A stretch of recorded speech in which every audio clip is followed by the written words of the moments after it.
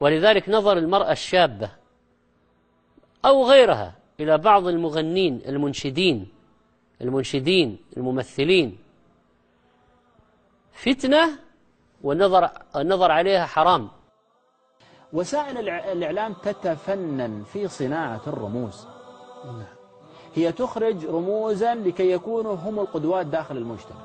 حتى الخوف على القنوات المحافظة، يعني سامحني سيد عبد الرحمن، في قناة المجد الفضائية حد والله صفحة محبي يوسف الهاجري مثلا لا قدر الله، أو أحد اللي يمثلون في المسلسلات المحافظة أو يعني هنالك مظهر قد يكون نراه فنعرف أن هذا من طلبة العلم، وهذا من عامة الناس، وهذا من الشخصيات الكبيرة ذات الوجاه، وهذا من الشخصيات التي تستهدف النساء بالغزل.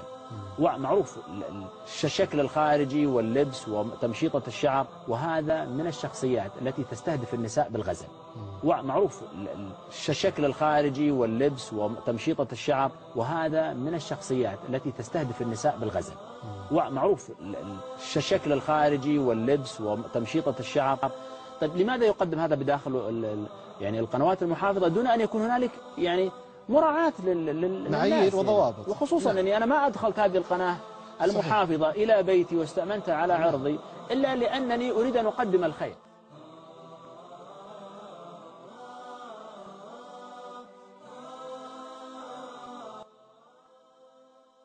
مصيبة غير الآن متفشية في بعض الرجال. ذكور. صححوا لي أشباه.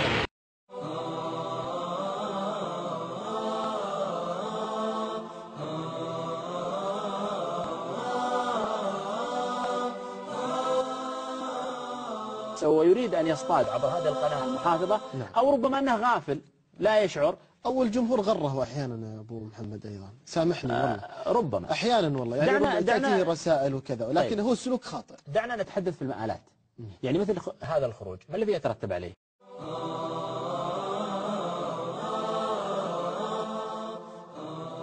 يلعنها ويلعن جدفها ولا خوف السدرة وراهم، وراها صوت تبويز. تلقى الواحد يحب له بزر صغير بالله. كويس اندجاج عشان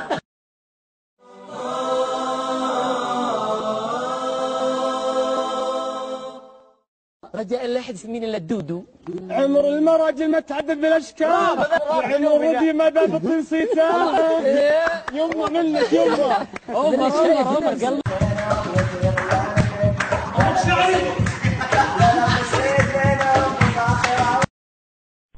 يا درة حافظت بالأمس غالية، وجع وش بقيتوا لنا؟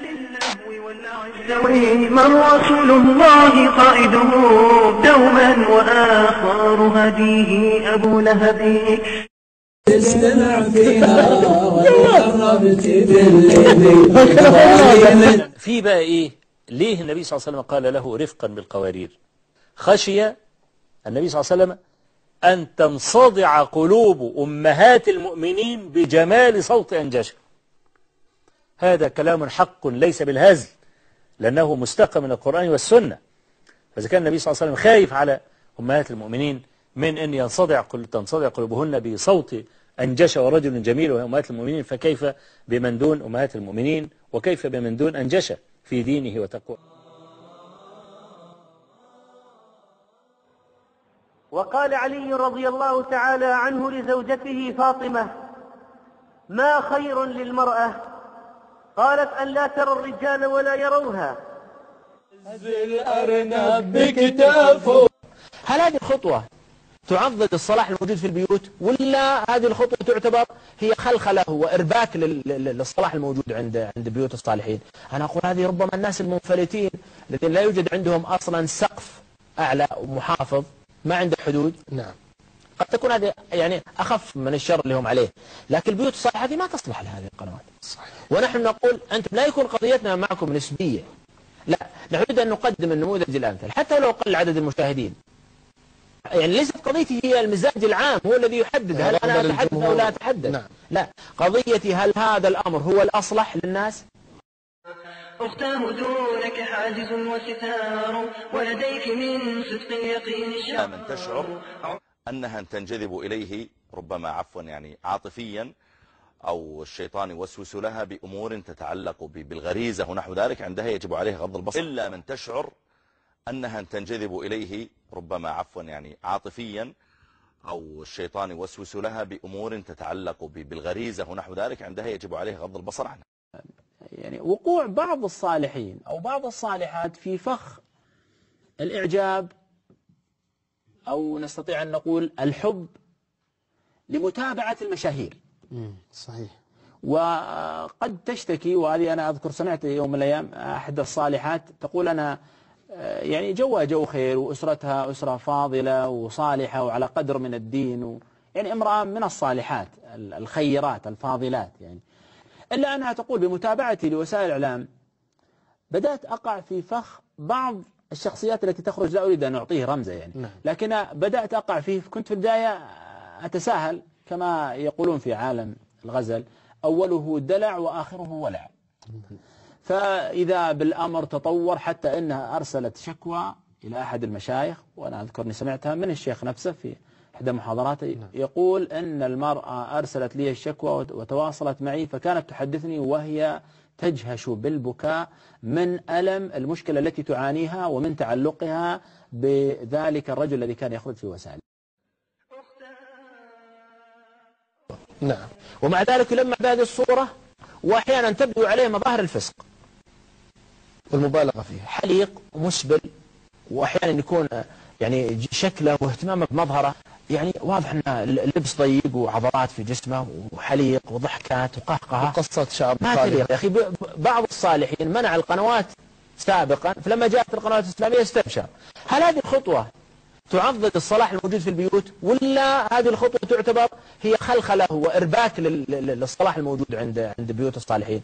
تفتتن المرأة بالمنشد وتتصل عليه وإرسال رسائل وخلاص يعني صار الآن خلاص ممكن واحد طفل رأى واحد منشد يقول له خلوا توقع لي بالله على الشريط، وقع لي بالله وقع لي، أنا من المعجبين. وين هذه نحن الذين بايعوا محمدا على الجهاد ما بقينا أبدا. هذه اللي أثارت في نفوس الصحابة الحمية ولذلك صار يخرج عندنا الآن أول ما يطلع بعض الناس في القنوات الفضائية يكون ملتحي وافر اللحية، ثم بعد فترة تشوفه تناقصت اللحية، ثم في الأخير حلقة اختفت. نعم. بعيدا عن الخلاف الفقهي في الموضوع، هل هذا مظهر زيادة خير وصلاح، ولا مظهر تمييع وانسحاب؟ تمييع. طيب لماذا لا نرى إلا هذا النموذج؟ لا نرى شخص كان بدون لحية ثم بعدين بدأت تخرج اللحية ثم أطلقها، معناها أن المنسوب للقناة أصلا ما استقى الخير من القناة. على اللي يحبك ما خفت. خشي النبي صلى الله عليه وسلم أن تنصدع قلوب أمهات المؤمنين بجمال صوت أنجاشه. كنت أحلم بقربه وكنت أتمنى واليوم عني. هذه نحن الذين بايعوا محمدا على الجهاد ما بقينا أبدا. هذه اللي أثارت في نفوس الصحابة الحمية عيون الشوق تذرف جمعها للحب والإحساس، الحب والشوق وقلبي والأنس. كعادة أنا أقول من الصورة المائلة أن نظن أن القنوات التي لا تعرض نساء ولا موسيقى أنها قنوات إسلامية. لا يكفي لأن الطرح ما هو مضمونه. أحسن. يعني ليست كل قناة لا تعرض نساء هي قناة إسلامية. بعض القنوات خلطت عملا صالحا وآخر سيئا، وبعض القنوات غلب سيئها على صالحها. فكونك الآن أنت جالس أنت وزوجتك وأولادك تطالعون ما على الشاشة، إن وجدت أن هذا ينقص إيمانهم ويزيد ما لديهم من الترف والرفاهية وإثارة الشهوات واستعراض يخالف غيرتك فألغها. وكان علي رضي الله عنه يقول: ألا تستحون ألا تغارون، يترك أحدكم امرأته تخرج بين الرجال تنظر إليهم وينظرون إليها. ولذلك كان ينبغي على المرأة أن تغض طرفها حتى هي عن الرجال اتقاء الفتنة، وإذا اضطرت للخروج لزيارة والد أو غيره خرجت بإذن زوجها غير متبهرجة، وتغض طرفها في مشيتها ولا تنظر يمينا ولا شمالا. واليوم يبغونها للهو واللعب أنا غابة كل أحزان أنا ذكرى لما أذبحكم. وش أسوي لكم؟ أنتم وش سويتوا؟ كم 27,000 لايك. يا راسي يا حبنا لكم يا جماعة وحبي لكم واحد. شاب صغير عمره في 18 أو عمره في 20 يخرج في قناة، يعني قناة محافظة وقناة نستطيع أن نسميها يعني تجاوزا قناة إسلامية. فإذا خرج وبدأنا نرى تأثر فيما بعد أو الإشكاليات التي بدأت تحصل مما يصب في حديثنا في قضية العفاف، اللي هو الغزل، تكوين العلاقات، تأثر. يعني بعض القنوات المحافظة قد تخرج المذيع، فإذا نزل للميدان بهذا اللبس وبهذا الشكل أنت تمثل قناة محافظة، أنت لا تمثل نفسك، ولا تستغل هذا الأمر لكي تأخذ أو تجني الفائدة لنفسك وتكون الفائدة محرمة. أنا ما كنت أتابع مصارعة عبث. You man or I man.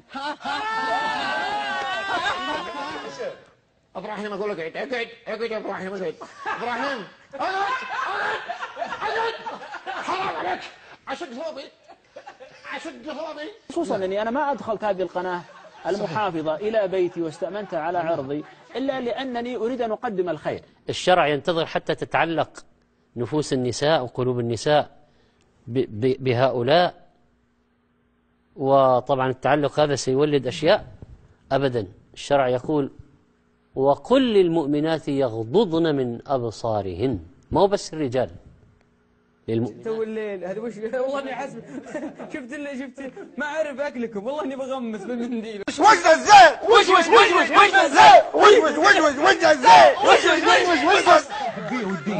بس ابغى لحظة حنان، ابغى تختار قلبي على بعد. خصوصا اني انا ما ادخلت هذه القناة المحافظة الى بيتي واستأمنتها على عرضي الا لانني اريد ان اقدم الخير. صفقة يا شباب، صفقة أنا صرت سمينا يا ماما أنا يا درة حافظت بالأمس غالية واليوم يعبدونها للهو واللعب.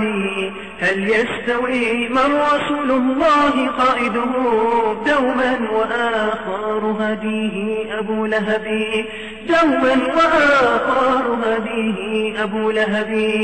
وأين من كانت الزهراء أسوتها ممن تقافت خطى حمالة الحطب.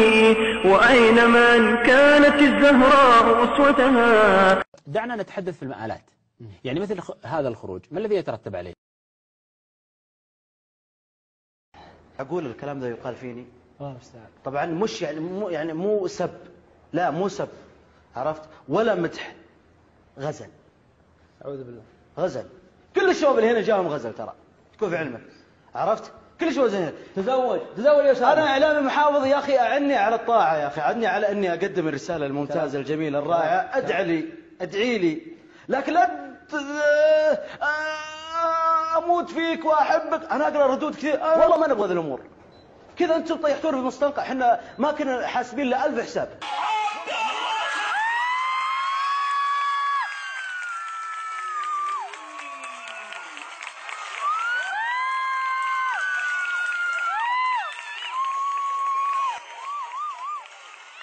الشرع ينتظر حتى تتعلق نفوس النساء وقلوب النساء بهؤلاء، وطبعا التعلق هذا سيولد أشياء أبدا. الشرع يقول وقل للمؤمنات يغضضن من أبصارهن. عودي إلى الرحمن عودا صادقا فبه يزول الشر والأشرار، فبه يزول الشر والأشرار. أختاه دينك منبع يروى به. ايش رايك يا محافظ؟ تقييم الإعلام المحافظ ايش رايك فيه؟ والله الإعلام المحافظ على اسمه محافظ، لم يصل إلى درجة الإسلام، يعني ولا زال في طور النمو، لكن نموه بطيء. وأنا أوصي القائمين عليه ومن له نفوذ بداخله قدر المستطاع أن ينهجوا نهج الأنبياء، ولا يأخذوا نهج القنوات المنحرفة في بعض سلوكيات، ولا يأخذوا نهج القنوات المنحرفة في بعض سلوكياتها. طيب